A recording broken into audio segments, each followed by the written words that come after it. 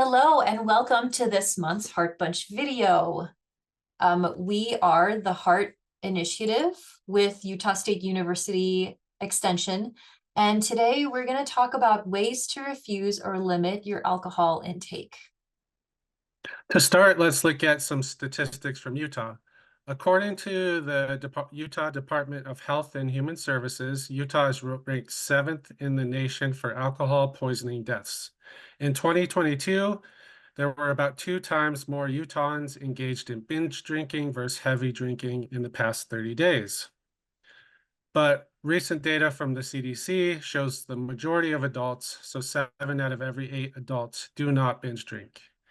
Additionally, 95% of adults do not drink heavily in Utah, which is a good thing. When looking at youth, the 2023 Sharp survey found that 98% of youth do not binge drink in Utah. So don't join one of these small percentages and try to follow the tips that are coming up next. And when we're talking about what is a standard drink, this is just an example of standard drinks. So 12 ounces of beer or 5 ounces of wine or 1.5 ounces of 80 proof distilled spirits.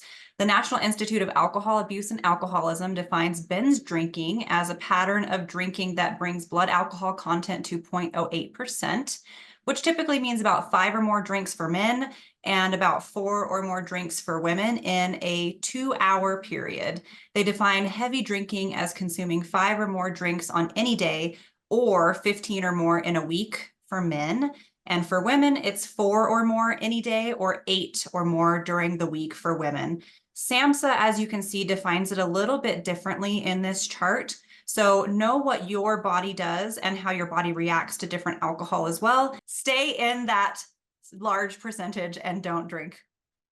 Everyone, no matter their age, experiences opportunity to drink and has to decide what to do. It can be hard for anyone to know what to say if they feel pressured in situations.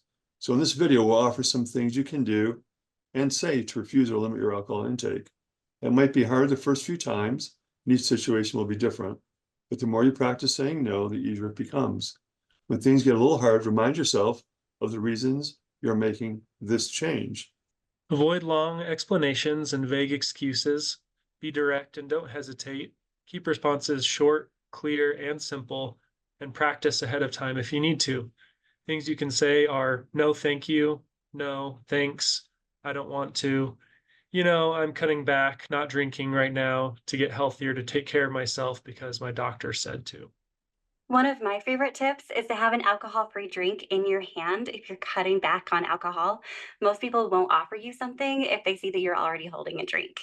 Non-alcoholic versions of drinks are becoming more popular in bars and restaurants. There are some great mocktails out there, so don't feel like you have to stick with water, soda, or juice as your only options.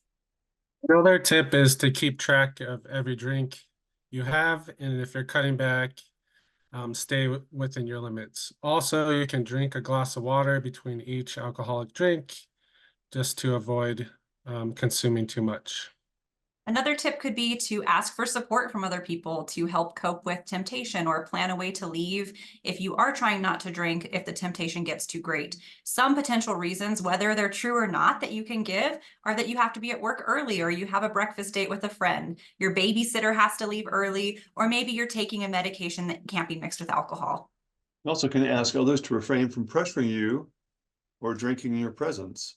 You can choose to share as much or as little depending on how comfortable you are with those around you. Use one of the previous suggestions coupled with, I appreciate you supporting me in not drinking. If you're hosting a gathering, have activities that keep people engaged and make some fun, non-alcoholic drinks. If you're going to a gathering, offer to bring a non-alcoholic drink that others can try.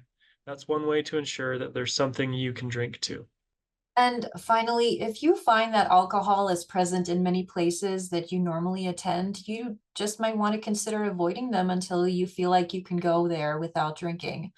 And this might be hard, especially if it means not hanging out with friends, but really just remind yourself that it is temporary and it can really help you meet your goals that you set for yourself. Thank you everyone who tuned in for this Heart Bunch video. These are brought to you by the Health Extension Advocacy Research and Teaching Initiative. If you thought this content was helpful, feel free to subscribe to our channel below for updates when we come out with new videos. You can also follow us on Facebook or Instagram and other social media platforms, and we'll link our website below if you'd like more information. We also have the national support lines like 988 and SAMHSA's helpline listed on the right.